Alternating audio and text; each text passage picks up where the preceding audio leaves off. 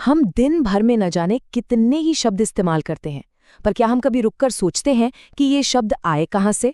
आज हम एक ऐसे ही बहुत आम शब्द औरत की कहानी में थोड़ा गहराई से उतरेंगे। औरत, एक ऐसा शब्द जिसे हम सब जानते हैं, रोज सुनते हैं, इस्तेमाल करते हैं। लेकिन क्या इसका मतलब हमेशा से वही था जो हम आज समझते हैं? चलिए मिलकर इस सवाल का जवाब ढूंढते हैं। तो चलिए शुरुआत करते हैं। सबसे पहले ये समझते हैं कि आज के ज़माने में औरत शब्द का क्या मतलब निकाला जाता है। देखिए, आम बोलचाल में औरत शब्द का इस्तेमाल एक महिला, एक स्त्री या पत्नी के लिए किया जाता है।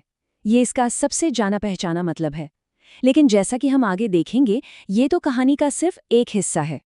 मज़ेदार बात यह है कि इस शब्द की जड़ें अरबी भाषा से जुड़ी हुई हैं, और भले ही आज हम इसे एक सम्मानजनक शब्द की तरह इस्तेमाल करते हैं, इसका असली मूल मतलब कुछ और ही था। मतलब जो हम आज समझते हैं वो तो बस सतह है। इस शब्द का सफर तो इससे कहीं ज्यादा गहरा और पेचीदा है।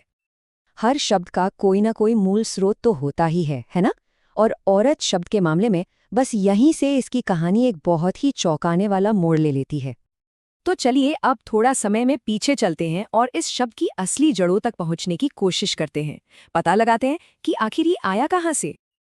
तो हिंदी का जो शब्द है औरत, वो असल में अरबी भाषा के एक शब्द से आया है, और वो शब्द है औरा। और यही बात सबसे ज्यादा हैरान करने वाली है। औरा के जो मूल अरबी मतलब थे, वो आज के इस्तेमाल से जमीन आसमान का फर्क रखते थे। इसका मतलब था दोष, अपूर्णता, गुप्तांग, यानी शरीर का कोई ऐसा हिस्सा जिसे छिपाने की जरूरत हो। कुछ संदर्भों में इसका अर्थ पर्दा भी होता था। तो अब देखते हैं कि ये जो ऐतिहासिक मतलब है वो आज के इसके इस्तेमाल से कैसे टकराता है, और इस टकराव से एक बहुत जरूरी बहस कैसे शुरू होती है। यहीं पर इस पूरे मुद्दे का तनाव साफ दिखता है। एक तरफ इसका मूल असली मतलब है दोष या छिपाने लायक कोई चीज, और दूसरी तरफ इसका आज का सम्मानजनक उपयोग है महिला या स्त्री। तो जब ये ऐतिहासिक जानकारी सामने आती है तो एक बड़ा सवाल खड़ा होता है कि तो फिर क्या करना चाहिए? क्या हमारे पास कोई और इससे बेहतर विकल्प हैं? और देखिए, यही इस पूरी बहस की जड़ है। इस शब्द के साथ इतना ऐतिहासिक बोझ जुड़ा हुआ है कि कई लोग इसे इसके मूल अर्थ की वजह से सम्मानजनक नहीं मानते। तो ये जो पूरा तर्क है, इसे हम 3 आसान स्टेप्स में समझ सकते हैं।